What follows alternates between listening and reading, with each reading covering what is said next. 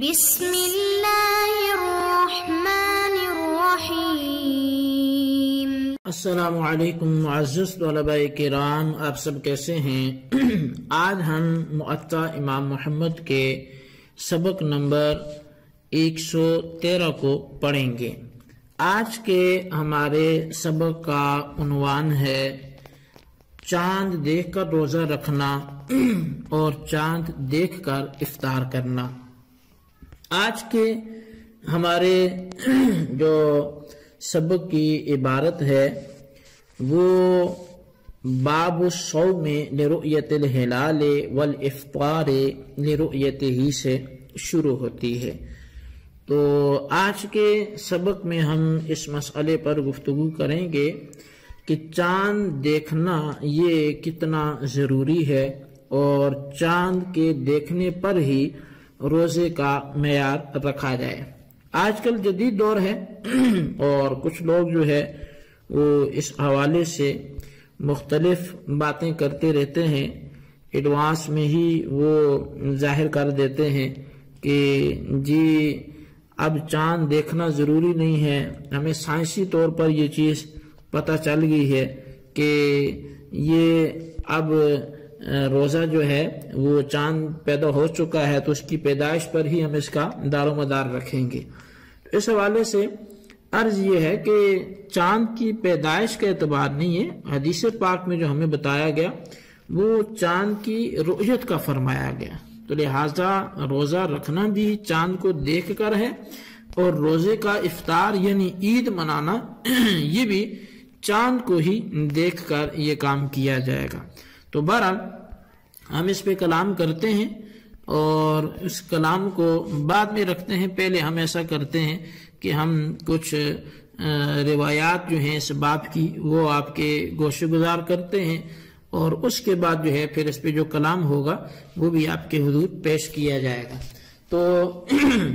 باب الصوم لرؤیت الہلال والافطار لرؤیتہ، یہ باب ہے کہ روزہ چاند دیکھ کے رکھنا اور افطار بھی اس کی رؤیت پر ہی کرنا۔ اخبرنا مالک حدثنا نافع وعبد الله بن دینار عن ابن عمر رضی اللہ عنہما ان رسول اللہ صلی اللہ علیہ وسلم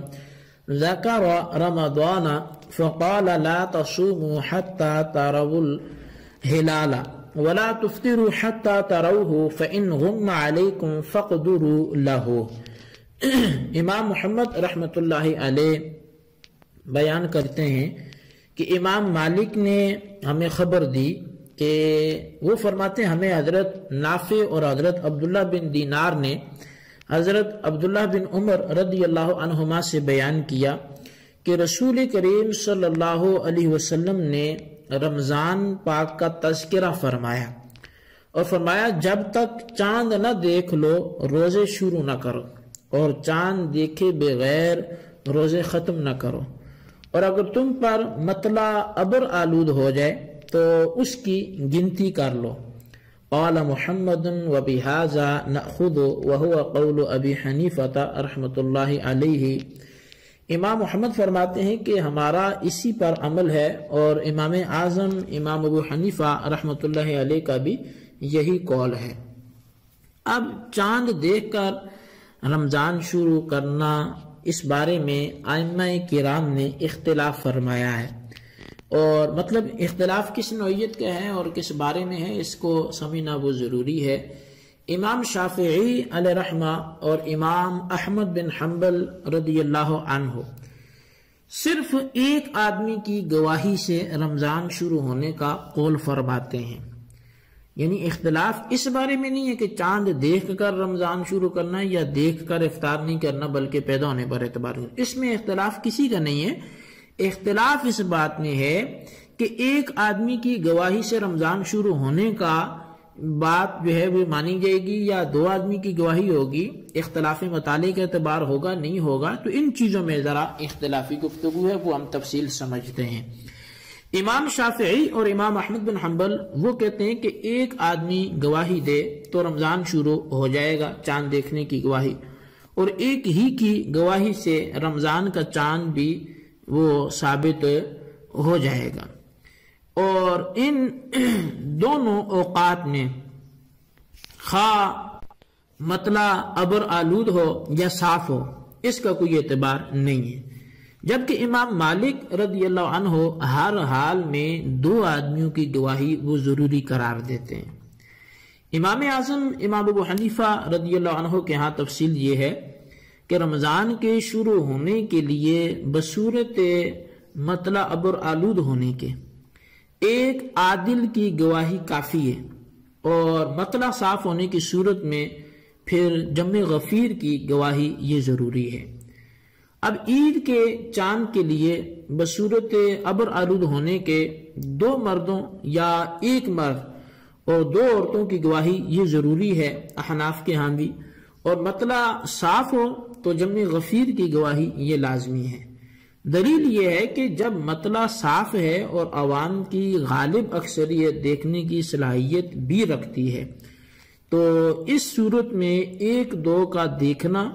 اور دوسروں کا نہ دیکھ پانا کوئی اہمیت نہیں رکھتا، کیونکہ کوئی رکاوٹ نہیں ہے۔ تو دراصل یہ ایک نظریاتی طور پہ ایک نظریہ تھا جو آپ کے سامنے رکھا۔ اب یہ کہ مطالعے مختلف ہوتے ہیں، مطالعے مختلف ہونے کی صورت میں ایک جگہ چاند دیکھا گیا، دوسری جگہ کے لیے وہ دیکھا جانا معتبر نہیں ہوگا، یعنی اس بارے میں بھی ائمہ حضرات کے اختلاف ہے۔ اور اس سلسلے میں حقیقت کے قریب جو بات ہے وہ یہ ہے کہ جن 2 شہروں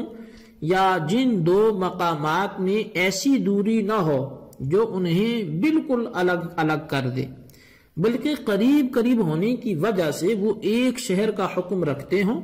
تو ان میں سے کسی ایک جگہ چاند کا دیکھا جانا دوسری جگہ بھی اعتبار کر لیا جائے گا۔ اگر ان دونوں میں دوری ہے جیسا کہ مکہ و بغداد،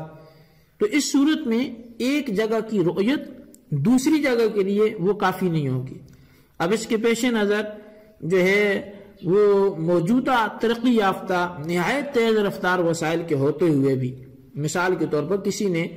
جدہ میں چاند دیکھا اور 4-4.5 گھنٹے کی فلائٹ سے وہ پاکستان پہنچ آیا،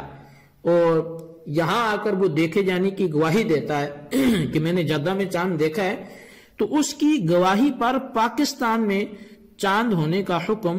نہیں دیا جائے گا، بلکہ یہاں کے جو رہائشی ہیں، لوگ ہیں، ان کو اپنی سرزمین پر اس چاند کا دیکھنا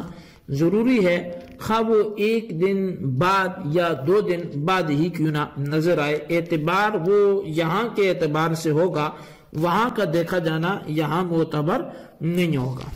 اب اس حوالے سے حضرت قریب رضی اللہ تعالیٰ عنہ کی حدیث پاک ہے، وہ روایت کرتے ہیں کہ حضرت ام الفضل بنت حارث نے مجھے حضرت معاویہ رضی اللہ تعالیٰ عنہ کی طرف ملک شام بھیجا، تو میں شام پہنچا تو میں نے حضرت ام الفضل کا کام پورا کیا، اور وہیں پر رمضان المبارک کا چاند ظاہر ہو گیا، اور میں نے شام میں ہی جمعہ کی رات چاند دیکھا۔ پھر میں مہینے کے آخر میں مدینے آیا تو حضرت عبداللہ بن عباس رضی اللہ تعالیٰ عنہ سے چاند کا ذکر ہوا، تو مجھے پوچھنے لگے کہ تم نے چاند کب دیکھا ہے؟ تو میں نے کہا کہ ہم نے جمعہ کی رات چاند دیکھا ہے۔ پھر فرمایا تو نے خود دیکھا تھا؟ میں نے کہا ہاں جی میں نے خود دیکھا تھا، اور لوگوں نے بھی دیکھا ہے، اور انہوں نے روزہ رکھا ہے۔ تو حضرت امیر معاویہ رضی اللہ تعالیٰ عنہ نے بھی روزہ رکھا ہے۔ حضرت عبداللہ بن عباس رضی اللہ تعالیٰ عنہ نے فرمایا کہ ہم نے تو ہفتے کی شب کو دیکھا، اور ہم پورے 30 روزے رکھیں گے یا چاند دیکھ لیں گے۔ تو میں نے عرض کیا کیا حضرت امیر معاویہ رضی اللہ تعالیٰ عنہ کا چاند دیکھنا، ان کا روزہ رکھنا وہ کافی نہیں ہے؟ حضرت عبداللہ رضی اللہ تعالیٰ عنہ نے فرمایا کہ رسول اللہ صلی اللہ علیہ وسلم نے ہمیں اسی طرح کرنے کا حکم دیا ہے۔ تو مطلب یہ ہے کہ انہوں نے اپنے اس وطن کے اعتبار سے، ملک کے اعتبار سے چاند دیکھا تو ان کے لیے وہ ٹھیک ہے، لیکن چونکہ کہاں شام اور کہاں مکہ یا کہاں مدینہ، تو ہم تو مطلب دوسرے ملک میں ہیں اور ہماری بیچ کافی دوری ہے، فاصلہ ہے ملک کے اعتبار سے، تو اس لیے اب ہمارا جو چاند دیکھنا ہوگا وہ تبھی اعتبار ہوگا جب ہم خود دیکھیں گے۔ تو وہاں کا یہاں اعتبار نہیں کیا جائے گا۔ اچھا، اب پاکستان میں چونکہ میں پاکستان سے ہوں اور کافی سالوں سے رؤیت ہلال کی یہاں کمیٹی مقرر ہے، یعنی چاند دیکھنے کے حوالے سے، رؤیت کے حوالے سے وہ باقاعدہ ایک کمیٹی تشکیل دی گئی ہے جو چاند ہونے یا نہ ہونے کی حوالے سے ذمہ داری اس کے سر پر اعلان وہ کرتی ہے۔ اور طریقہ کار کچھ یوں ہے کہ ایک مرکزی کمیٹی اور اس کے تحت 4 صوبائی کمیٹیاں ہیں، پھر ان کے تحت زونل کمیٹیاں بھی ہیں۔ تو مقرر کردہ کسی کمیٹی کے پاس اگر چاند دیکھنے کی گواہی آتی ہے تو وہ جانچ پڑتال کے بعد اس سے مرکزی کمیٹی کو مطلع کرتی ہے۔ پھر مرکزی کمیٹی کا جو چیئرمین ہے وہ ریڈیو اور ٹیلی ویژن پر اپنے فیصلے کا اعلان کرتا ہے۔ اس اعلان پر پورے ملک کے مسلمان عمل کرتے ہیں۔ اس طریقہ کار پر بعض علماء کرام کو اعتراض بھی ہے۔ ان کا اولاً یہ کہنا کہ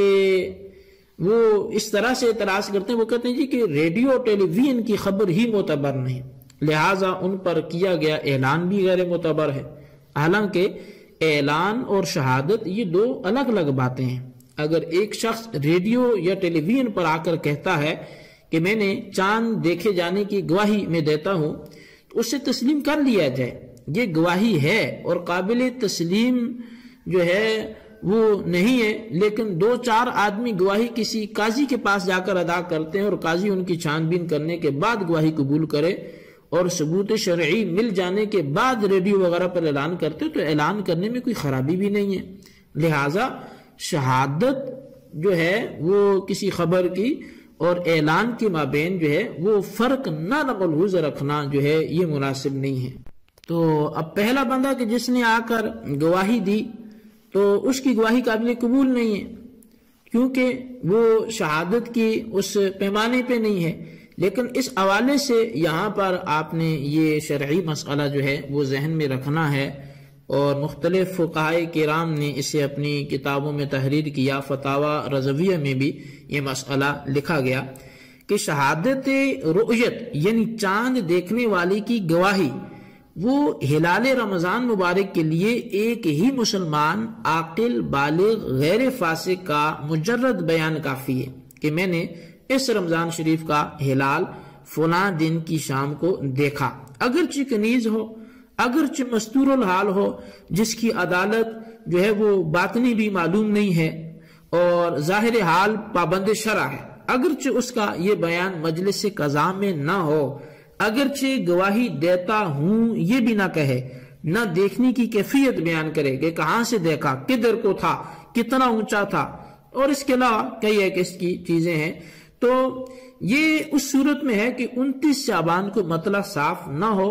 چاند کی جگہ ابر یا غبار ہو۔ تو اب یہ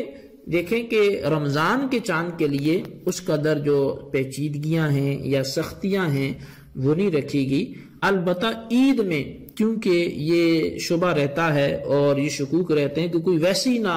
عید کی خوشی میں اعلان کر دے اور سب کا روزہ نہ ضائع کر دے، جبکہ رمضان میں کوئی کون اپنے ذمہ خام خواہ روزہ لے گا، چونکہ یہ ایک مشقت ہے اور لوگ اس سے فرار کو اختیار کرتے ہیں۔ تو رمضان کا چاند تو ایک بندی کی گواہی سے بھی مان لیا جائے گا، جبکہ عید کا جو چاند ہے تو وہ تب تک نہیں مانا جائے گا جب تک کہ شرعی شہادت جو ہے وہ 2 افراد کی نہ ہو جائے۔ اور جب گواہی مل جائے تو ثبوت شرعی مل جانے کے بعد ریڈیو وغیرہ پر اعلان کرنا یا ٹی وی پہ آ کر اس کا اعلان کرنا اس میں کوئی خرابی نہیں ہے، تو لہٰذا شہادت کا تمام ہو جانا وہ ضروری ہے۔ تو بہرحال یہ مسائل تھے جی چاند کے حوالے سے، رؤیت کے حوالے سے، ان کو اچھی طرح ذہن میں رکھیں اور بالخصوص ان سوالات کے جوابات دیں۔ سوال نمبر 1 یہ ہے کہ اگر ایک شہر میں چاند دیکھا تو دوسرے میں اس کا اعتبار ہوگا یعنی وجہ بیان کریں، اور سوال نمبر 2 یہ ہے کہ اس پر کوئی حدیث ہو تو وہ بھی تحریر کریں۔ اللہ تبارک و تعالیٰ سے دعا ہے جو کچھ ہم نے پڑھا سنا اسے یاد رکھنے کی توفیق نصیب فرمائے، آمین بجاہ نبی الامین صلی اللہ علیہ وسلم۔